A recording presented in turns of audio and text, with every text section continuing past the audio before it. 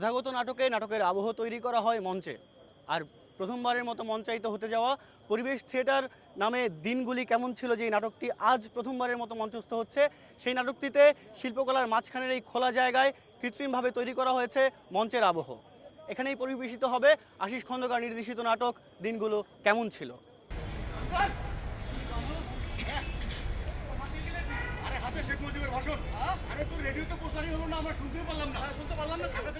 উত্তরাধুনিকতার ছোঁয়া লাগলো বাংলাদেশের নাট্যাঙ্গনেও।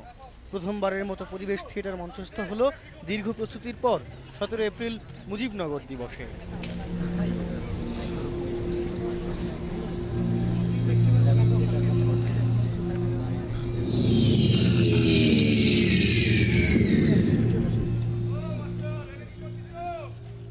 দিনগুলো কেমন ছিল শিরোনামের এই নাটক নির্দেশনা দিয়েছেন আশিস খন্দকার।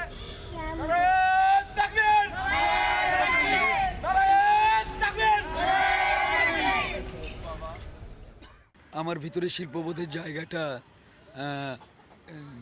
অরণ্য টেকনোলজি এই দাপট এটা তৈরি করে না, বরং আমাকে সীমাবদ্ধ করে।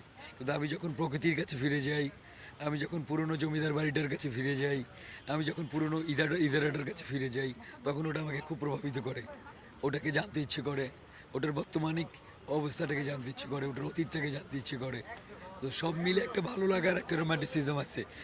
এটাকে বলতে পারেন এক অর্থে একটা রোমান্টিক থিয়েটার। পরিবেশ থিয়েটারে মঞ্চায়নের স্থানটিকে মাথায় রেখে তৈরি করা হয় নাটকের কাহিনী ও তার চলন। ৭১-এর মুক্তিযুদ্ধে সীমান্তবর্তী একটা এলাকায় ভুঁইফোর সীমান্ত ব্যবসায়ীদের কর্মকাণ্ড নিয়ে এগিয়ে গেছে দিনগুলো কেমন ছিল কাহিনী। জানে আলম ভাই জানে তার মানে তো আবার ফিরে আসতেছে নাকি? না ফিরে মানে আরে সেটাই তো কথা। তোমার ভিড়ে তুমি থাকবে না, তুমি আসছে আমার প্রতিবেশী। শিল্পকলা একাডেমির মহাপরিচালক এমন একটি প্রচেষ্টাকে বাংলাদেশের নাট্যচর্চার জন্য গুরুত্বপূর্ণ পদক্ষেপ বলেই দাবি করলেন।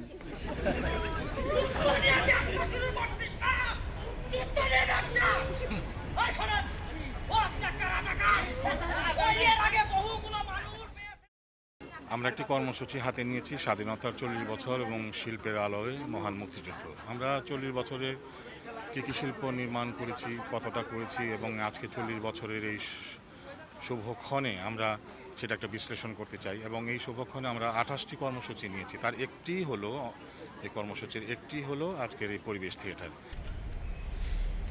নাটকের প্রারম্ভেই নির্দেশক নাটকটি বারবার মঞ্চায়ন করতে শিল্পকলার সহযোগিতা কামনা করেছেন। নতুন এক নাট্য অভিজ্ঞতাই হবে দর্শকদের।